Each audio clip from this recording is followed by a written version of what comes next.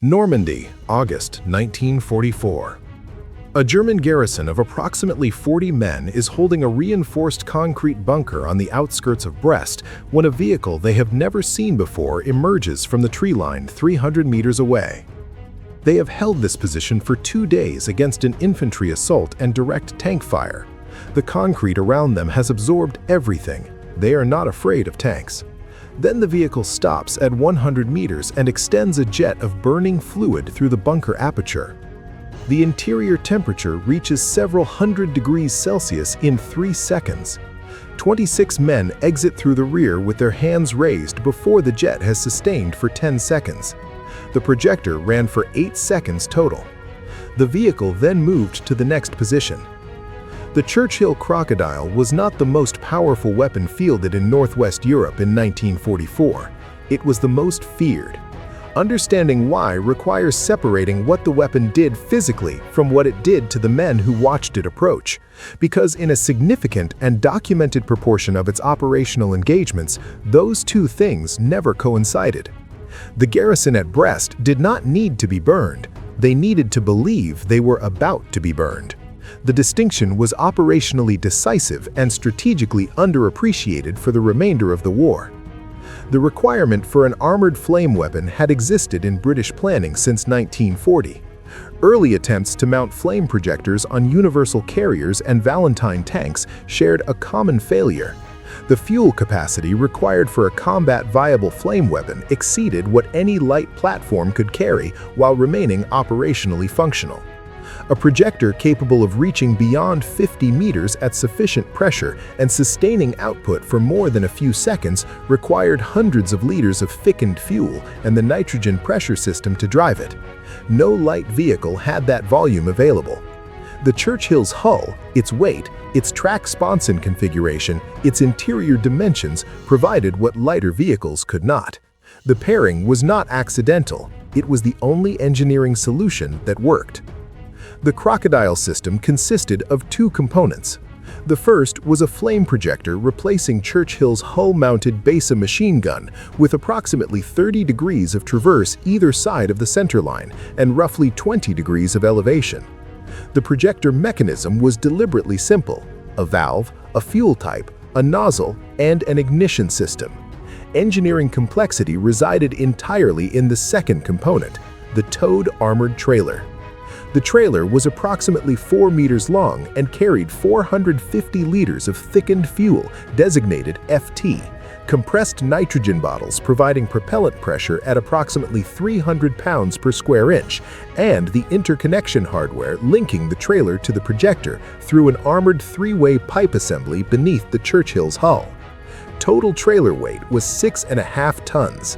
The trailer could be jettisoned by the driver from inside the vehicle in approximately 15 seconds if it were hit or if the tactical situation required rapid movement. The fuel mixture FT was a thickened petroleum product with a viscosity substantially higher than standard fuel.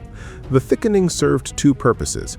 It caused the burning mixture to adhere to surfaces rather than flow away from the point of contact, and it maintained a coherent jet in flight rather than dispersing into burning droplets before reaching the target. At the projector's operating pressure, maximum range under optimum conditions was approximately 110 meters.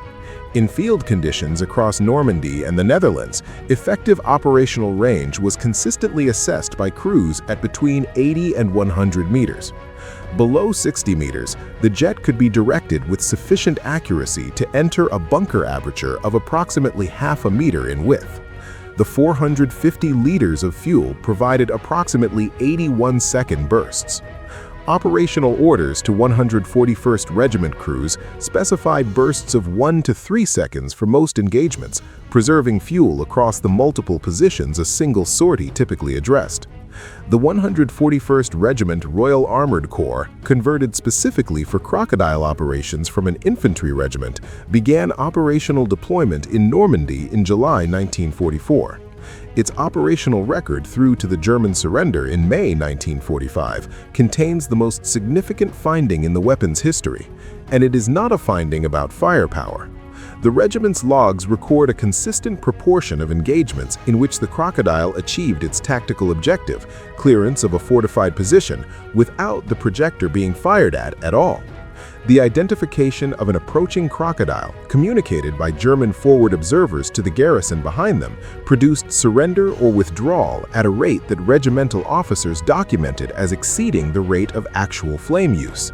The specific proportion varied with garrison condition and preparation, but the pattern held across the full operational record from Normandy to the Rhine.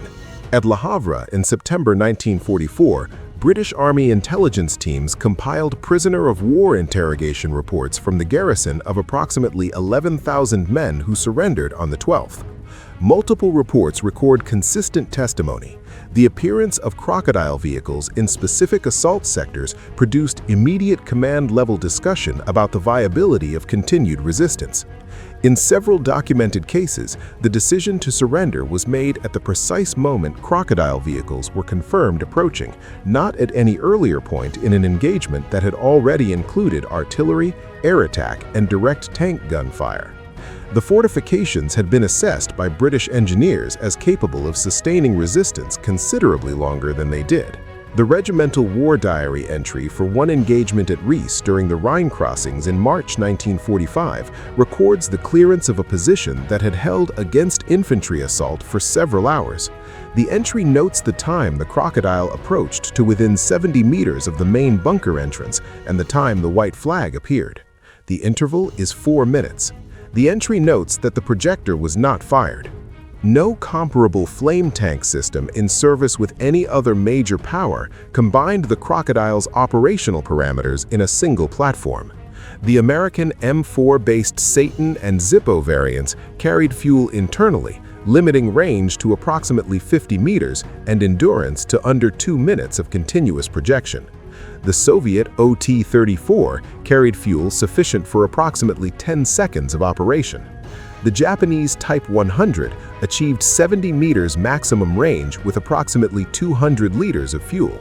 The Crocodile's 100-meter range and 450-liter capacity, protected by the Churchill's 152mm frontal armor, had no direct equivalent in any other inventory. The trailer was the system's primary vulnerability.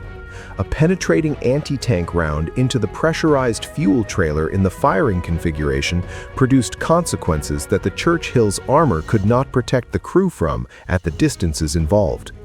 German defensive doctrine, circulated to units after the first Normandy encounters, specifically identified the trailer as the priority aim point. Crocodile crews responded by using terrain and smoke to mask the trailer until ranges were close enough to limit German gunners' trajectory solutions. In the open polders of the Netherlands in autumn 1944, terrain masking was frequently unavailable. The 141st Regiment's highest vehicle loss rate across the entire Northwest Europe campaign occurred during the Scheldt operations in October and November 1944, attributable in the majority of cases to trailer hits in ground that denied the close approach tactic the system required. German field engineering orders issued from late August 1944 onward specified minimum separation distances between successive defensive positions in areas where British flame armor was assessed as likely. The adaptation was sound and was applied in new construction from autumn 1944. It could not be retrofitted to the existing Atlantic Wall infrastructure.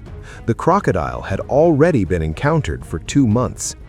If the gap between what a weapon was designed to do and what it actually did is the history that brings you here, the documented decisions, the 4 seconds in a bunker when the vehicle appeared at the tree line, then you already know what to do. The next video is waiting. The 141st Regiment conducted approximately 800 Crocodile sorties between July 1944 and May 1945. In approximately 1/3 of all engagements where the vehicle approached a defended position, the position was cleared without the projector firing. The weapon's designers had specified range, fuel capacity, and armor protection. They had not specified reputation. The reputation arrived before the vehicle. It was more effective than all three.